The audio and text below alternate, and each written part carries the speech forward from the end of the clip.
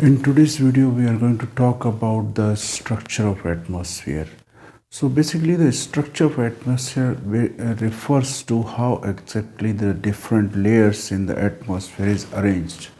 As you may be knowing that the atmosphere is attached to Earth as an envelope because of the gravitational force. So how in this atmosphere the different layers are arranged is known as the structure of atmosphere. This structure of atmosphere can be classified on the basis of different criteria. So whenever we change the criteria, then this classification also get changed. For example, if you classify this class on the basis of gender, then you can classify this class into two groups.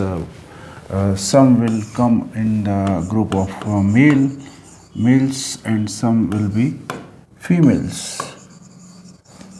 So in the same manner, if you classify this the same class on the basis of suppose religion, then this classification is going to get changed, because now the same class can be classified on the basis of religion. So some people will be Hindu, some will be Muslim, some will be Christian, and some may belong to some other religion as well. So you may have realized that the classification of anything depends upon the criteria that you take. The same thing can be applied here in case of the classification of atmosphere also. So we will see exactly how, by taking a different criteria, we can classify the atmosphere in a different manner. Suppose if you take the temperature as a criteria, then you can classify the atmosphere into four different layers. That is, first is known as troposphere, and second is stratosphere. Then you have a mesosphere, and then you have a thermosphere. So on the basis of, if we take the temperature as a criteria, then we can classify the whole atmosphere into four different layers. In the troposphere, as you move up in the atmosphere, then temperature, here you have temperature is decreasing in this direction and height is increasing in this direction. So if you move up in the atmosphere, then you will find that the temperature will keep on decreasing as you move up in the atmosphere throughout the troposphere. But in the stratosphere, again the temperature will start rising, and in the mesosphere again it will keep on getting decreased, and in thermosphere again it will start rising. So that is how, if you take the temperature as a criteria, then you have these four different layers in the atmosphere. Now when we will change the criteria, then you will find that the classification also is going to get changed. Suppose if you take the composition as a criteria. Composition means what actually the atmosphere is made up of. So if you take the composition as a criteria, then the whole of the atmosphere can be classified, it can be divided into two layers. So one is called as homosphere, and other is known as heterosphere.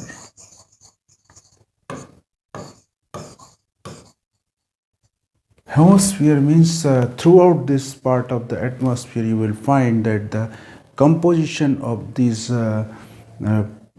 part will be almost same. For example, if you take one sample from the New York, in this from the New York, if you take one air sample and another sample you take from New Delhi, then you will find that the proportion of the gases in the both the sample will remain the same. Suppose if in this sample, if you have a 78% of nitrogen, 20% of oxygen, then you will find that in this sample also you will find the proportion of these gases will remain the same. So that's why it is called as homosphere, because it is homogeneous in terms of the composition. This area remain homogeneous because of the fact that throughout this part the churning of the air atmosphere keep on taking place because of the convection current. So that's why because of this mixing, the composition of this part remains the homogeneous.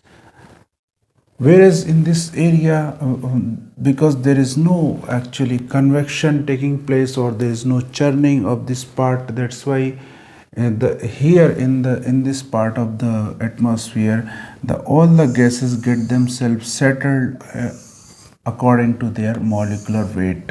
So the heavier the gas, heavier gas will get settled at the bottom of this part, heterosphere, whereas the lighter gas will be found on the top of this heterosphere. So that's how, if you take the composition as a criteria, then you can classify the whole of the atmosphere into two parts. Now again we are going to actually change our criteria. So now we will classify this atmosphere on the basis of ionization.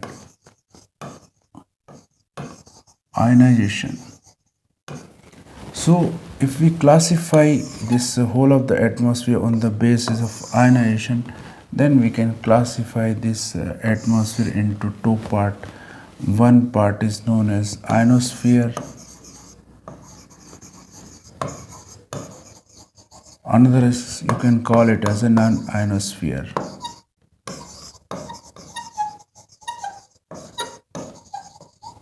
So in this part of ionosphere, basically here the ionization takes place because of the fact that more amount of energy is available in this part.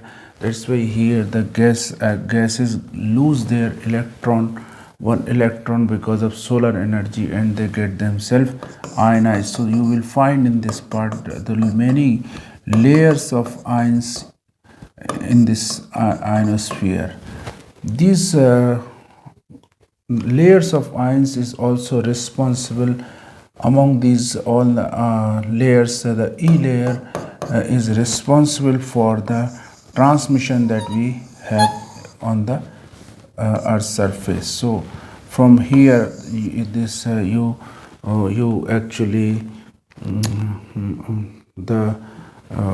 from this radio station, these waves are actually transmitted again after getting reflected from these E layers. They again can be received on the transistor. So that's how this ionic layer has been responsible for the transmission that we have on the Earth's surface. You may have also found that in the night time this transmission is more clear compared to the transmission that we have in the daytime, because of the fact that in the daytime, because energy availability is high, and that's why this part also this